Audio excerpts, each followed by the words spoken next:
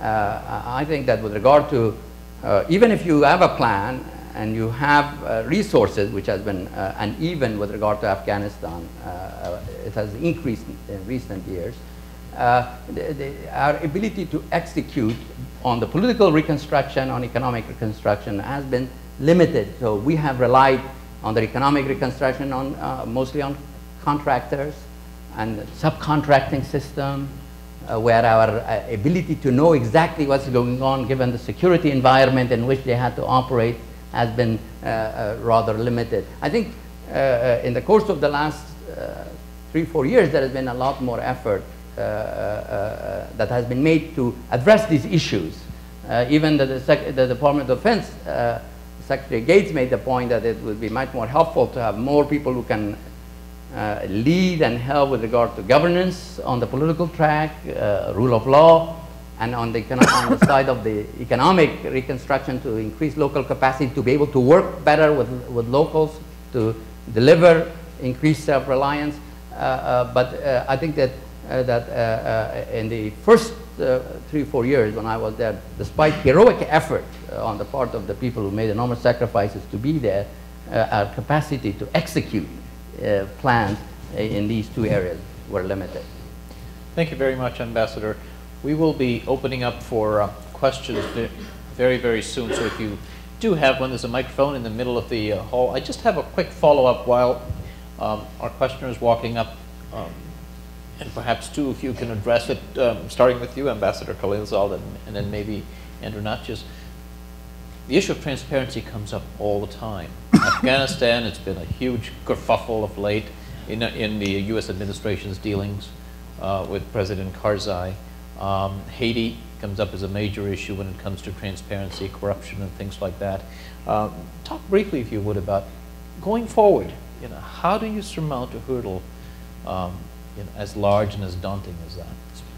We'll go with Afghanistan there and then Haiti here, maybe. Yeah. Well, clearly the issue of dealing with the problem of corruption of the government officials is a very serious problem. It is a problem that threatens to undermine the legitimacy of the new order that has been established with such a very substantial level of effort. But I believe the way to address it, and Afghanistan is not the first country in which there is a substantial amount of corruption, other countries have gone through it as well, is not, and I appreciate the fact that sometimes to get another government to address some issues is not easy.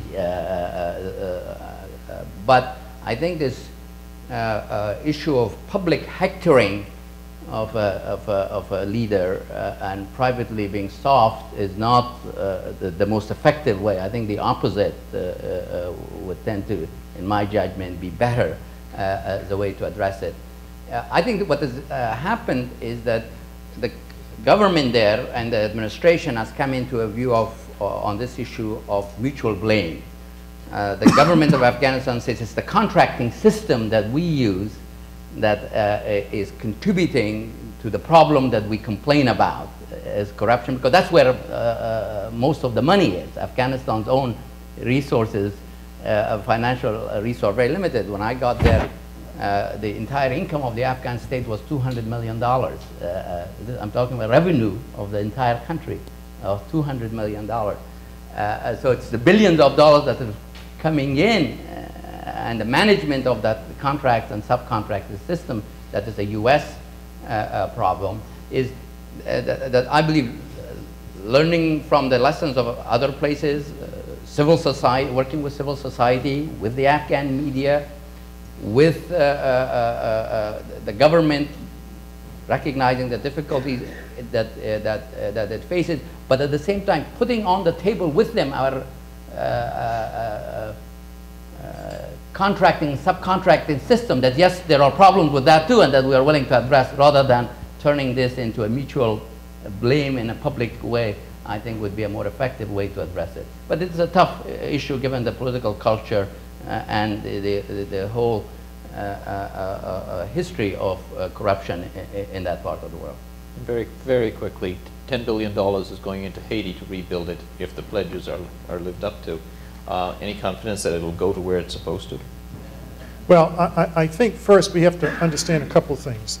The political system in the Beltway, the State Department, the Defense Department, OMB that runs the budget system, the Inspector General's office that constantly audits everything, the General Accounting Office of the Congress that audits everything, the congressional staffs, all of these institutions basically tell aid what to do.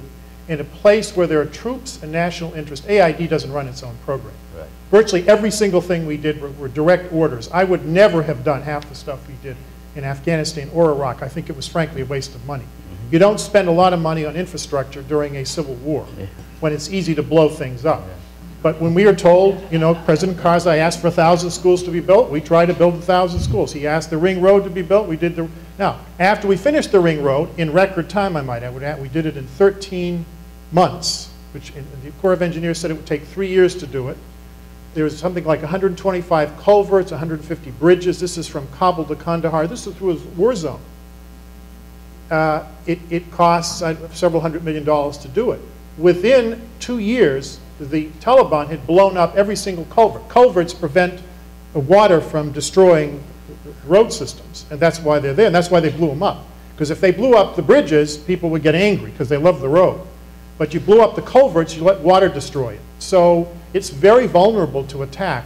We had a huge fight in Iraq with the Defense Department, and the CPA, not the Defense Department, not the career officers, over this focus, heavy focus on building things. The purpose of development is to build institutions. That's what AID does. That's what it does all over the world. We have comprehensive country strategies in every country in the world, except for 2, Afghanistan and Iraq, because we could not get agreement among all the federal agencies, the Congress, OMB, the GAO, the IG, and everybody who was making decisions on what it is we should do. I actually wrote a strategy in early 2002. We couldn't get it through. In terms of the trade-offs that you just asked in Haiti, this is going to be the trade-off. Do you want work done quickly, with the least amount of corruption, with measurable indicators of performance?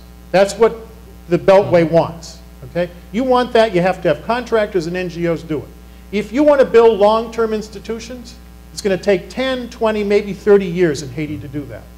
Haiti will be a fragile or failed state in 5 years. I predict it right now. Why? Because changing the structure of a country that's been through what Haiti's been through the last 200 years is not a thing you do overnight. And people from the outside have actually relatively limited control in a place like that. In a place like Ghana,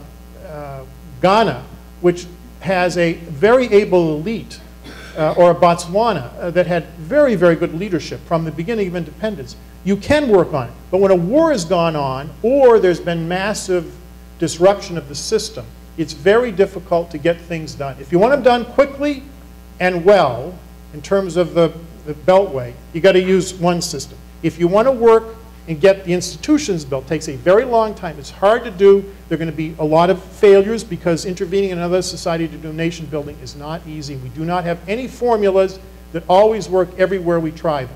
And when I say we, I don't mean just AID, I mean the NGOs, I mean the UN, the World Bank, and European aid agencies. Okay, on that rather downbeat note, we'll put a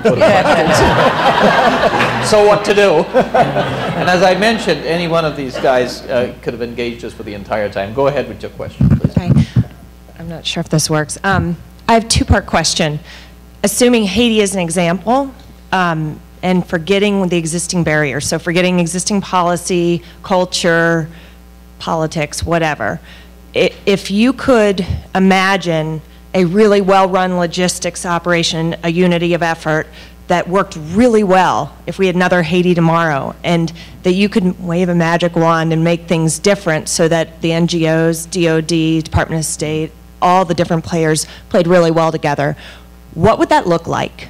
And then the second part of my question is, what is the one biggest thing that would need to change in what exists now in order to enable that future vision to be?